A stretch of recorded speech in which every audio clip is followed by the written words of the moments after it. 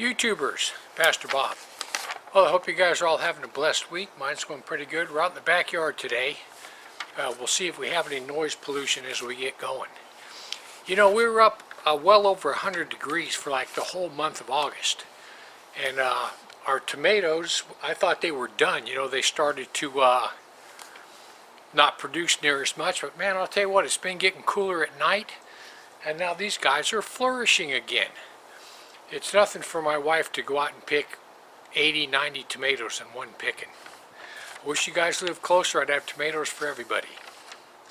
But anyway, listen, I wanted to talk to you about prayer. You know that almost everybody, the hardest thing in their life is their prayer life.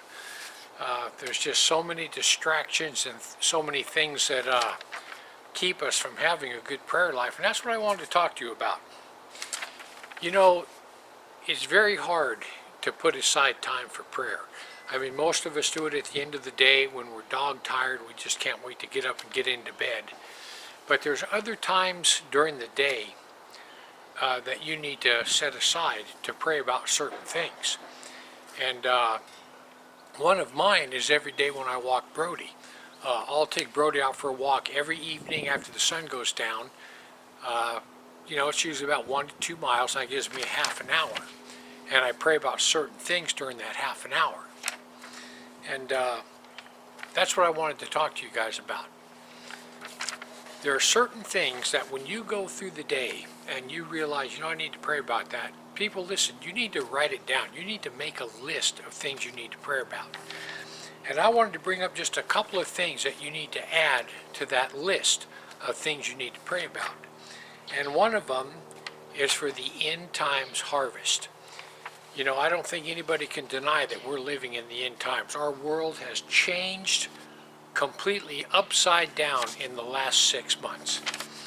And this is what Matthew tells us in Matthew 9:37-39. He says, "Then he said unto his disciples, The harvest is truly plenteous, but the laborers are few. Pray ye therefore the Lord of the harvest, that he will send forth laborers unto the harvest." You know, that's one of the things when I'm on that walk with Mr. Brody every night, there's 2 things I pray about during that half-hour walk. I always pray that the Lord will put a fire in every single believer on this earth, and they will witness to others, and that he will use us for this end-time harvest. I pray for that every day on that walk. And another thing I pray for every day on that walk is every one of you. For every YouTuber who has ever contacted me or watches my channel, I pray that God would bless them, meet their needs, emotional, financial, spiritual, and that God would draw each and every one of them closer to him. Those are 2 things I pray for every night when I walk Mr. Brody. The end times harvest and for all YouTubers. Another thing you need to pray for is your family and friends. This is what it says in Matthew 10:12-13. "And when ye come into a house, salute it. And if the house be worthy, let your peace come upon it. But if it be not worthy, let your peace return to you." People, listen. You need to pray for all your family and friends. And when you go to someone's house, you need to take a minute. And the minute you walk through that front door, when you go to knock on the front door, put your hand on that doorpost and say, "Father, I pray that your peace would come upon this house." You know, there's a lot of people whose homes are hurting. Their house is not a house of peace. And that prayer right there, you praying for peace to come to that house, that could change that family. That could change those lives. You need to do that. And another one is Matthew 10:42. This is what it says.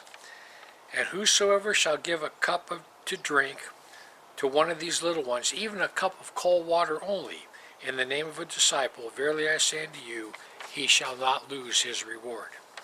People, you need to pray for all the little children in your life. Your own kids, nieces, nephews, grandkids, you need to pray for all the little kids in your life. Pray that God would protect them, keep them healthy, and draw them into the kingdom. You need to pray for all those people. And the next thing is, you need to never give up. When it comes to prayer, you never give up. I think we got a train coming. Okay, train's gone. Okay, never give up. This is what it says, Matthew 15:21-28. Behold, a woman of Cana came out of the sea coast, and cried unto him, saying, Have mercy on me, O Lord, thou son of David. My daughter is grievously vexed with the devil. But he answered not a word. And his disciples came and besought him, saying, Send her away, for she is crying after us. But he answered and said, I am not sent but to the lost sheep of Israel. Then she came up and worshipped him, saying, Lord, help me. But he answered and said, It is not meet to take the children's bread and give it to the dogs. And she said, True, Lord, yet the dogs eat of the crumbs that fall from the master's table. And he said unto her, O woman, great is your faith. Be it done unto thee even as thou wilt. And her daughter was made whole that very hour. So here this lady comes up to the Lord, and she's asking him for help, and he's not saying a word. And the disciples, they're like, shoo her away, get rid of her. In other words, what they're saying to her is, lady, your kid's hosed. We're not doing nothing for you. Get out of here. Go away. And then finally Jesus says to her, he says, you know what? It's not meet to take the children's food and cast it to the dogs. He called her a dog. She didn't even care. She said, yeah, but listen, sometimes the crumbs fall and the dogs eat them up. And he goes, you know what? You have great faith. Be it done unto you even as you will. Listen, this woman didn't give up. He didn't answer her. The disciples tried to shoo her away. Finally called her a dog. She still wouldn't leave. She sat right there, and she wasn't about to leave till she got what she wanted. People, it's that way in prayer. You never give up, because God answers every prayer. He might not answer it the way you want, but he will answer it. So I want you to remember those four things. Pick a time during the day that, like right now, is wasted time.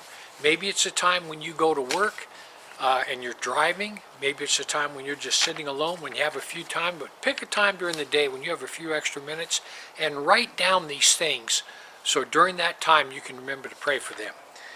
And what you need to pray for is pray for the end times harvest. Pray for your family and friends and their homes. And when you go visit them, you put your hand on that doorpost and you pray that God will bless that home. Pray for all the children in your life. People, you can pray for me too, and for this ministry. I would appreciate that. Anyway, I hope you all have a blessed week. I pray that God will bless each and every one of you on the other side of this screen. Always remember, heaven or hell, it's your choice. Just remember, once you take your last breath, it's a done deal.